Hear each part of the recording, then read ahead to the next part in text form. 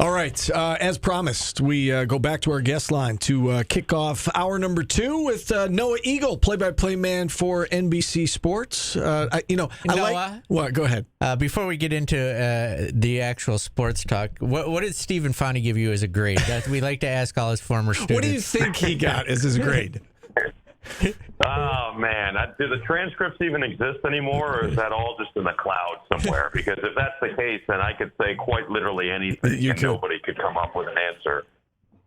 I will say this. I have been teaching that class probably close to 20 years, Paulie, and there are 2 students that come to mind that for the whole semester, I really didn't have much to say to because they were that good, and Noah is one of the 2. So he absolutely got an A. Noah was a star. I knew he was going to be a star even back then. Noah, it's great to catch up with you, and it's great to follow your success over the course of these last 5-6 years.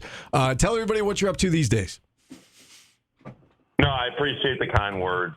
And I hope that the other one was Tim Leonard. I hope that were the 2 That's names a stretch. that were included in that. No, everything is great. It's in mini off-season mode, if you want to call it that. Moving apartments, which is always an experience, an adventure within New York City, and then getting ready for the busy year ahead, which will really get going a little bit in July into August. And once August hits, we'll be going all the way through until next NBA playoffs. So looking forward to it. Let's talk some NBA Finals. And, going into this series, I felt pretty strongly that the Thunder were the better team and that the Thunder were going to win this thing. And here we are 3 games in, and the Pacers lead 2-1. How surprised are you that Indy's got the edge in the series so far? Yeah, I certainly am a little bit surprised. I just think that when a team wins 68 games in a regular season and outscores their opponents by nearly 13 points per game, generally that's a good telltale sign that they're the best team in the NBA. And Oklahoma City has been the best team in the NBA, really start to finish from day one this season. Now, I do think we've seen some of the holes through this playoff run. You look at that Denver series in particular, and Nikola Jokic, I think, exposed a little bit of what you can do against them. But the biggest key in all that is Nikola Jokic is clearly the best player in the world and an unstoppable force by himself who can single-handedly wreck an opposing team by himself. As we saw during the Olympics in that USA-Serbia game, he nearly got them a gold medal opportunity. So it was just an interesting case study. And with that, I thought, okay, Oklahoma City now is finally battle-tested to a certain degree. They were challenged. They hadn't been challenged all regular season. They really weren't challenged in the first round, but they got challenged in that second-round series. It felt like it hardened them, got them prepared, and they used a lot of that experience then in the conference finals against Minnesota. So you go into this NBA Finals matchup and think they're ready. But I think the biggest thing that now I know it's been talked about more, but it wasn't getting talked about enough going into it was these 2 teams since January 1st were far and away the 2 best teams in the NBA. And so I think we probably weren't giving Indiana enough credit because of the way they started this season. I think they were right around 500, if not below, around Christmas time. And when you have a team that gets off to that slow of a start, generally it's hard to recover and have enough in the tank come this time of year. But they are one of the deepest teams in the NBA. I think Rick Carlisle has been one of the most underrated coaches in the NBA for a long time now, and he's proving at the highest level once again that he can go out there with probably less talent than the opponent and make things very interesting. How do you think the rest of the series plays itself out? Do you think Oklahoma City ultimately still wins? Yeah, I think tomorrow is going to be the biggest key in all of it, and we see this all the time in 2-1 series and best of 7. But if it's 2-2 and 2 of the final 3 are in OKC, I just think it's very difficult for Indiana to legitimately win potentially 2 games on the road, at least 1. They've already won 1, and it was by leading for 0.3 seconds of the game. That was a game that easily could have gone the other way. I just think it's hard to go there. It's probably the most daunting environment in the NBA right now. So that would be difficult. But if Indiana does win tomorrow, I just don't know if Oklahoma City, as the youngest team in the NBA, a team that doesn't have finals experience really across its roster, a head coach that preemptively made a change before this series even began in his starting lineup and in his overall lineups. I mean, they went small at the end of game one, which I haven't really seen them do all year, considering the versatility that their bigs have. So I think if it's 3-1, you have to give Indiana the edge. But if Oklahoma City wins tomorrow, I still ride with a team that won 68. All right, let's talk some Knicks here. And, you know, they make it to the NBA, or to the Eastern Conference Finals, rather, for the first time since 2000. Failed to make it to the NBA Finals. And then Tom Thibodeau out as head coach. How surprised were you that even though they took an extra step and they got on the verge of the NBA Finals, that the Knicks decided to make a change? Yeah, I was certainly taken aback. Listen, I know that this is a crazy world. Coaching in particular, there is no stability, no matter what level you're on.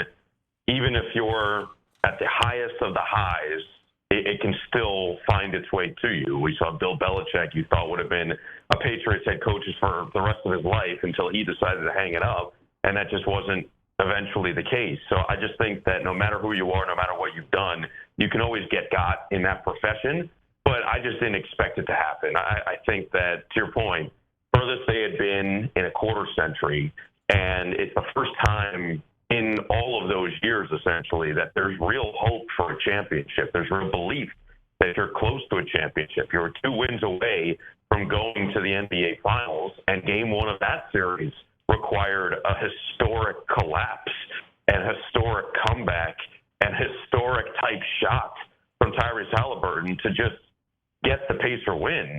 And so that was a series that felt like it could have gone either way.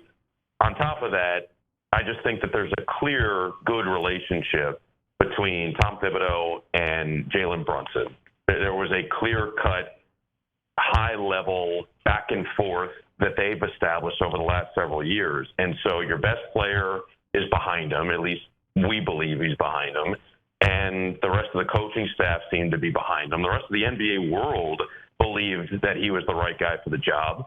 But okay, so let's say you want to make the change. The part that I have been struggling with is you figure, okay, you're gonna let him go, relieve him of his duties as they worded it, but then you have a plan ready to rock, and you've got your next guy in place.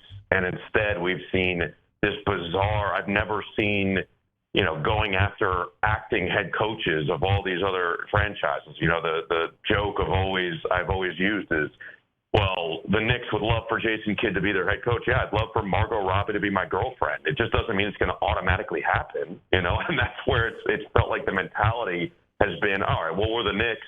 It's going to happen for us. And I'm not sure what they're waiting on when there's a guy like Michael Malone who's very much available, or if they want to go for someone like Johnny Bryant, who's not a proven head coach but has clear relationships within the organization. Totally understand that. But to just go after every head coach of every franchise has been a bit puzzling.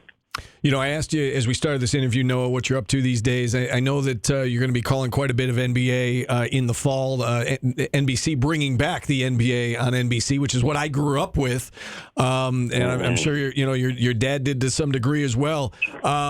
What's this going to be like for you to be on such an iconic broadcast like this? Yeah, it's going to be awesome. I mean, I love football, I really do, but the NBA was my biggest passion growing up, being around the New Jersey Nets, and then their move to Brooklyn with my dad, and it's just where my formative sports experiences were formed. And I always talk about the first game that I vividly can picture being at the arena, feeling the roar of the crowd, feeling this pit in my stomach. All of the things we feel as sports fans was the Game 5 2002 first round, best of 5 series, so winner take all, Nets Pacers, and Reggie Miller forcing overtime and double overtime before the Nets would eventually prevail. That's what got me thoroughly into sports. And so from that point on, the NBA was always something that I thoroughly enjoyed and was consuming at the highest level. And so to be a part of, to your point, this historically great franchise with the NBA on NBC and this new version of what it could look like, blending the old with the new and trying to form this modernized NBA on NBC, I'm very excited. And we've got a great team that they've built, but to be a part of a league that I think is only going to continue to grow both here in America, but more so internationally, is always exciting. And to get to do these games that I've always, I would say, just hoped that you would get to be a part of is what makes it really special. You talk about the team that they've assembled. You know, Mike Tirico is going to be doing play-by-play as well. Michael Jordan, a special contributor. Our very own Carmelo Anthony has been hired as a studio analyst. Do you have a feel for what Melo's role is going to be? You know, how often we're going to see him? You know, are those plans in place right now? Or I obviously know the fall is a ways off, but do you have a feel for that? Yeah, let me first start by saying I have been probably so annoying to everybody that's been around me because I've just constantly been like, hey, have you heard of me? Do you know my colleague? They're like, who's your colleague? You know, Michael. They're like, I don't know. I said, Michael Jordan. Yeah, you know, Michael Jordan. I've been doing the same with Melo. And Melo I got to see at the Nike Hoop Summit where Cayenne was playing, and I just know how excited he is for this next venture. It was not something that I think he thought while he was playing would really be the next path for him, but he's enjoyed doing the podcast, and they're going to use him a lot. I mean, he's one of the headliners in the studio, and so I think you'll see him a lot on the studio side, and then when the games get bigger, the magnitude is high, I'm assuming that they're going to send him on site, and you're going to hear a lot of his takes directly from whatever arena they're coming from at that point. So it's exciting for him. I think he's going to be great. His knowledge is obviously off the charts. His experience in basketball, whether it be high school, obviously what he did at Syracuse in 2003, his NBA career, his Olympic career, he's got so much that he can share and pull from. And so I think that's what we're all excited about is him taking us a little bit further in and giving us that context that he went through, and now having Cayenne as well. And so knowing what this future generation is looking like is going to benefit them. We want a lot of Syracuse talk this fall between you and Melo and Mike Tirico, okay? Go ahead. Yeah, well, listen, we'll see what we can do. I would say if Cayenne's balling out, then we're going to be incredibly annoying both on and off the air. Of course. And speaking of Syracuse talk, before we let you go, we got to ask you about Fran Brown and this college football program that they're building here. 10 wins in year one. The schedule, as you well know, Noah, is brutal here in year two, and no Kyle McCord. But what are your thoughts on Fran, and what are your expectations here leading into year two and beyond? Well, listen, I think as an alum, and you talk to any alum, you love Fran Brown and just what he provides in terms of energy. We saw it from day one when he took the job. You could tell how bought in he was to making this a legitimate program. And the recruiting base is just obvious. Going back to his time in the SEC, he was known as this elite recruiter for a reason, proved it right away with those 10 wins and just bringing in the talent level that he did. You know, we got to see Steve Angeli a lot at Notre Dame the last couple of years and asked Marcus Freeman a lot about him. Marcus loved the kid, and I don't think he was all that thrilled about losing the kid to Syracuse this year. Now, I think he understood this was a better opportunity for Angeli to play and play at a high level and potentially pick up where Kyle left off.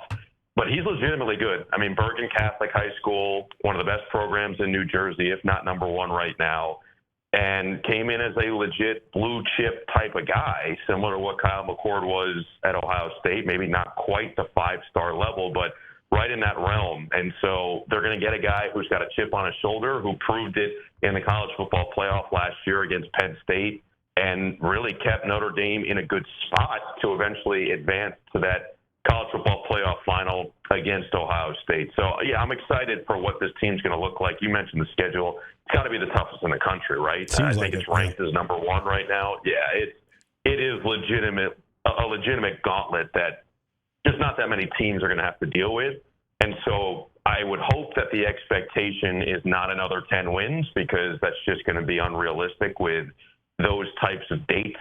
But if you can just showcase that the progress from last year is still in the cards and still in the works, and you're still having productive games and productive moments, I think that's a good win and a good sign for moving forward, because Fran has proven that it can be sustainable. But his energy is infectious.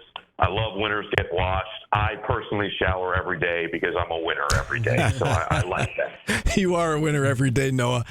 Thanks so much for coming on. It was great catching up with you. Please say hi to your dad for me. He's legitimately one of my favorite people in this business. Continued success, be well, and hopefully we can talk again soon down the road. You guys are the best. Appreciate you.